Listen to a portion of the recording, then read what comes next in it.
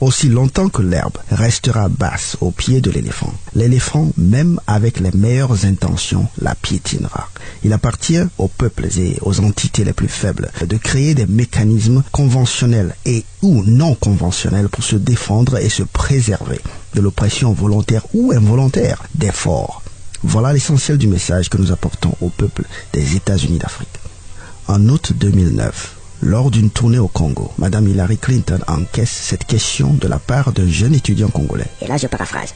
Si demain je devenais président du Congo, et si j'essayais d'être indépendant, suivre mes propres idées et œuvrer pour l'intérêt de mon peuple, serais-je assassiné par les Américains? La question faisait clairement référence au rôle de la CIA dans l'assassinat de Patrice Lumumba.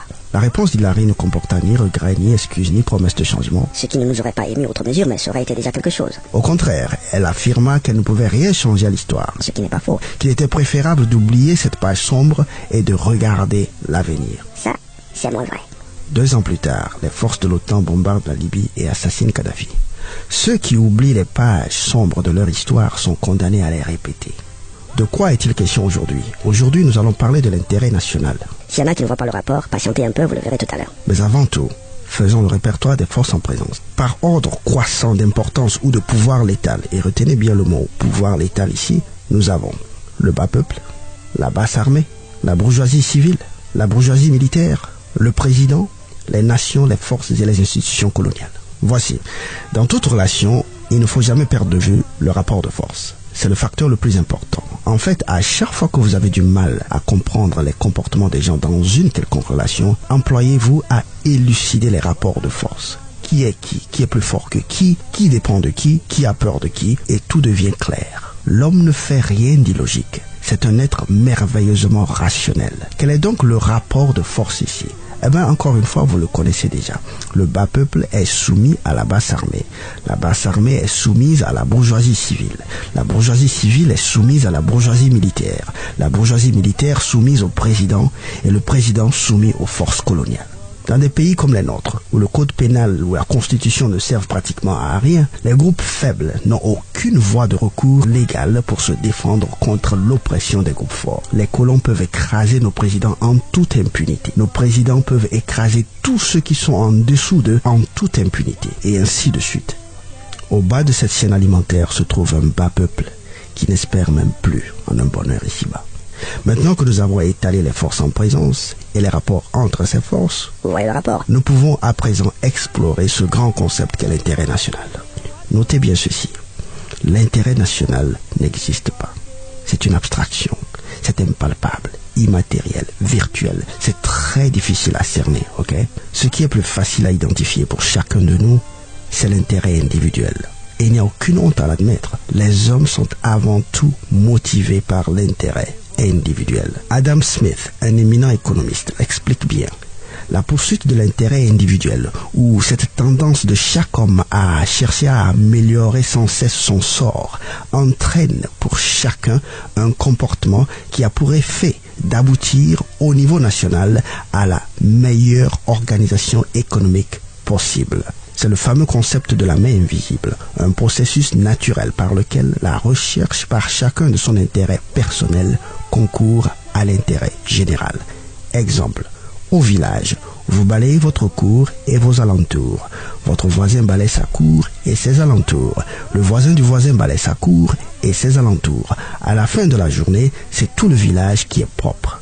Mais au départ, il n'a jamais été question de la propreté de l'ensemble du village. Seul l'intérêt individuel est réel, palpable. Il est donc irréaliste, très illusoire, hyper naïf d'espérer et même d'exiger que votre président, brusquement, pour la simple raison qu'il est devenu président, ne poursuive plus son intérêt individuel, mais qu'il poursuive seulement l'intérêt national. Votre président est comme vous. Il est avant tout un humain, un individu. Il est naturellement programmé pour d'abord veiller à son intérêt personnel, veiller sur son sort. C'est une réalité absolument humaine et immuable qu'il vaut mieux ne ni dénier ni dénoncer parce qu'elle est là pour rester. Il faut seulement apprendre à la guider, la manipuler, la contourner, créer des mécanismes. Chaque peuple doit s'arranger pour que l'intérêt individuel de son leader puisse coïncider avec l'intérêt général de la nation. En d'autres termes, dans votre poursuite de l'intérêt national, qui n'est d'ailleurs qu'un déguisement de votre intérêt individuel, n'oubliez jamais que votre leader, lui aussi, est avant tout motivé par son intérêt individuel. Si ça ne l'arrange pas, il ne le fera pas. Si vous satisfaire implique qu'il sera tué par l'Occident, il ne vous satisfera pas. Son nom, c'est Fournia Singbe, c'est Ouattara, c'est Biya, c'est Bongo, c'est Nguesso, c'est pas Jésus-Christ. Il ne sera pas l'agneau à immoler pour le peuple. Non. Il a aussi droit à vivre. Depuis la grande collision des civilisations, chaque leader d'une nation pauvre qui a voulu servir les intérêts de son peuple a été tué par les nations riches. Nos leaders d'aujourd'hui le savent. Voilà pourquoi ils ont du mal à nous servir.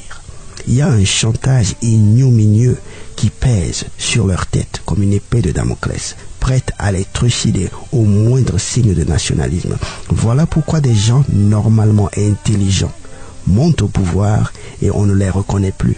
De la même manière qu'il vous est difficile d'aller défier les canons et les chars de l'armée, c'est de cette même manière qu'il est difficile à vos présidents d'aller défier la menace des puissances impérialistes. Dans ces conditions, comment est-ce que le président peut se faire respecter par les puissances coloniales? Comment est-ce que l'armée peut se faire respecter par le président? Comment est-ce que la bourgeoisie peut s'assurer du respect de l'armée? Et comment est-ce que le peuple, qui dans l'état actuel des choses est le maillon le plus faible de ce spectrum, peut se garantir le respect de toutes les autres forces? Par quel mécanisme conventionnel et non conventionnel l'herbe peut-elle éviter de se faire écraser par l'éléphant? Nous sommes 1 milliard d'Africains à vouloir le savoir. L'histoire nous l'enseigne et nous allons le partager dans les prochaines leçons. Mais d'ici là, faisons circuler cette vidéo ou même seulement la portion audio de cette vidéo. Faisons-la circuler sur Facebook, sur YouTube, sur WhatsApp. Pensons d'ailleurs à créer nos propres médias d'information. Faisons aussi circuler dans nos stations de radio locales. Nous devons explorer et exploiter tous les moyens pour contourner la balourdise de notre système éducatif et illuminer le peuple africain pour l'intérêt du peuple africain.